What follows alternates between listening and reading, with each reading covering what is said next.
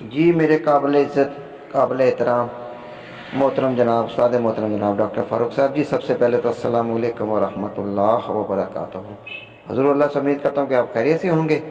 اور باقی ڈاکٹر صاحب آپ بالکل صحیح، آپ درست فرما رہے ہیں کہ باقی ہی یہ جو علم ہے یہ بہت بڑا علم ہے۔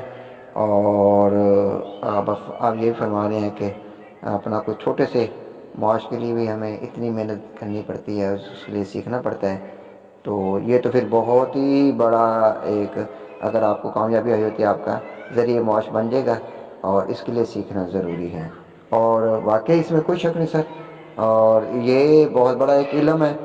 اور اس علم کو، بلکہ یہ ہے کہ اس علم کو اگر انسان پانے کے لیے بھی خیر بہت جدوجہد کرنی پڑتی ہے، اس میں کوئی شک والی بات نہیں ہے، بہت ٹائم دینا پڑتا ہے اور بہت پیسے کا ضیاع بھی ہو جاتا ہے، اور تب کہیں جا کے یہ علم حاصل ہوتا ہے۔ لیکن اس کے بعد بھی اس کے بارے میں یہ آتا ہے، استاد کرام فرماتے ہیں کہ اگر آپ نے علم حاصل کر لیا تو یہ اس سے بھی زیادہ مشکل ہے کہ اس کو آپ نے سنبھالنا ہے، رکھنا ہے، اور اس کو آپ نے اس کے بعد اس کا استعمال کیسے کرنا ہے۔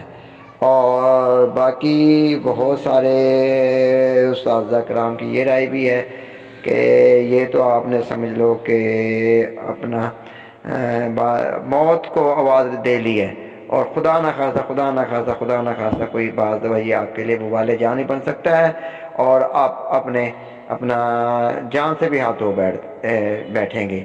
یہ اس قسم کا علم ہے، اور اس کے بعد اس کو رکھنا بھی بہت زیادہ، اس سے بھی زیادہ مشکل ہے۔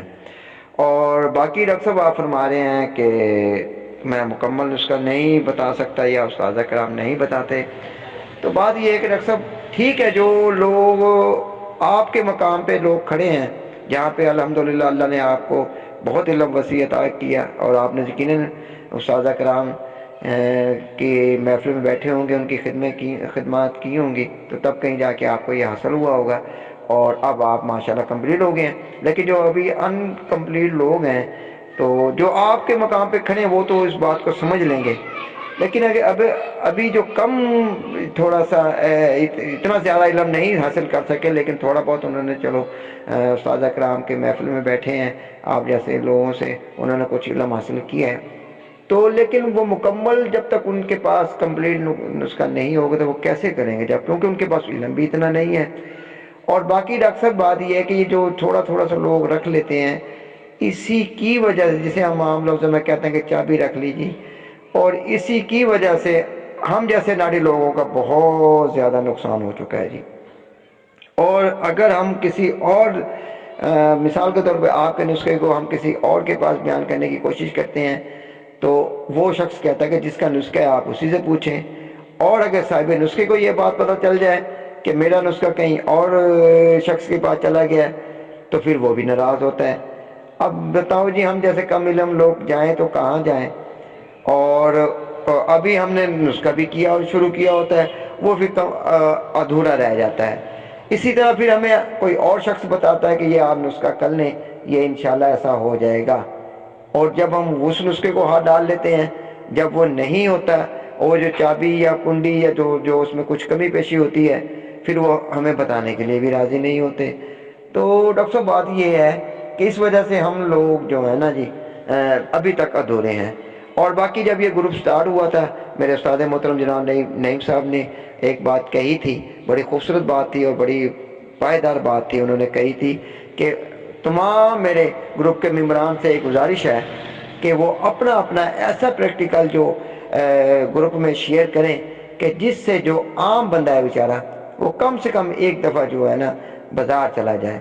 تو میری بھی آپ سے بھی یہ ایک انتہائی انتہائی انتہائی موزبانہ گزارش ہے جی، گزارش ہی کر سکتے ہیں ہم استاد کرام سے کہ آپ بھی بھلے، کوئی بات نہیں، اکثیر یا اتنا بڑا نسخے کی کوئی ضرورت نہیں ہمیں، بھلے آپ چھوٹا سا کوئی بھی 1-2 گرام کا جو کہ مکمل ہو، جو کہ ہم جیسا ناڑی آدمی بھی کر لیں، یا پھر چلو کوئی چھوڑیں، آپ اپنا گولڈ کو چھوڑیں، اگر کوئی نقرہ کی طرف ہی آپ مہربانی کر دیں جو کہ شروع سے لے کے آخر تک مکمل ہو، تو دیکھیں اگر آپ کوئی کام ادھورا چھوڑو گے، پھر ہم جائیں تو کہاں جائیں، کس کے پاس جائیں؟ آپ بتائیں سر۔ اگر جاتے ہیں تو وہ کہتا ہے جی اس کا نسخہ ہے، اسی سے بات کرو، اور اگر اس صاحب نسخے کو پتہ چل جائے تو وہ ہم سے ناراض ہونا شروع ہو جاتا ہے کہ ہمارے نسخے کو کہاں تک پہنچ گیا اور ہماری باتیں کہاں چلے گئی ہیں.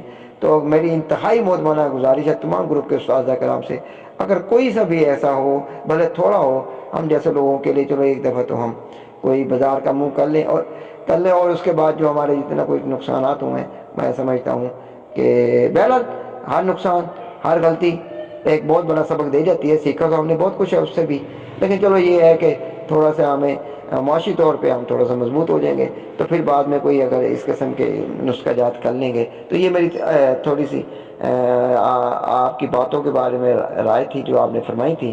اگر میری بات کوئی بری لگی ہو تو میں آپ کے لیے آپ سے معذرت خواہ ہوں. اللہ میرے تمام دوستوں کو سلامت رکھے، خوش رکھے.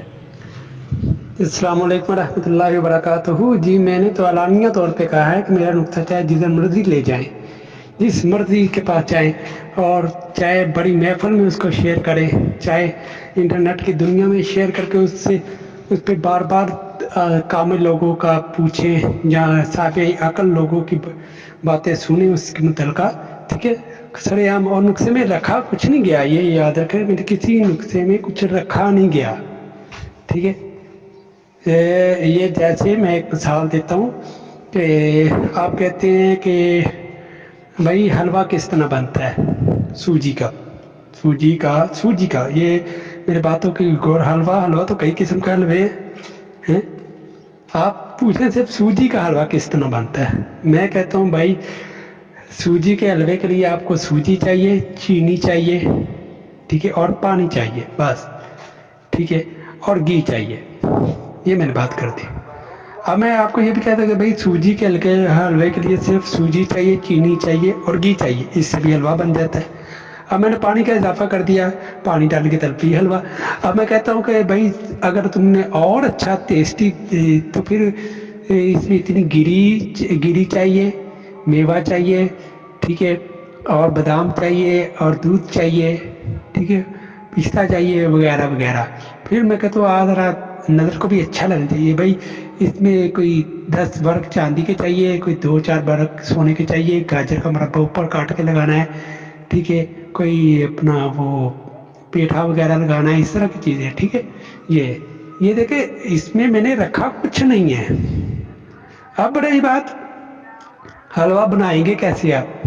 میں کہتا ہوں جی وہ سوجی ڈالنا، گھی ڈالنا، چینی ڈالنا اور پانی ڈالنا، چلو جی ایسے کر کے تو دودھ ڈالنا، یہ بولا ہے.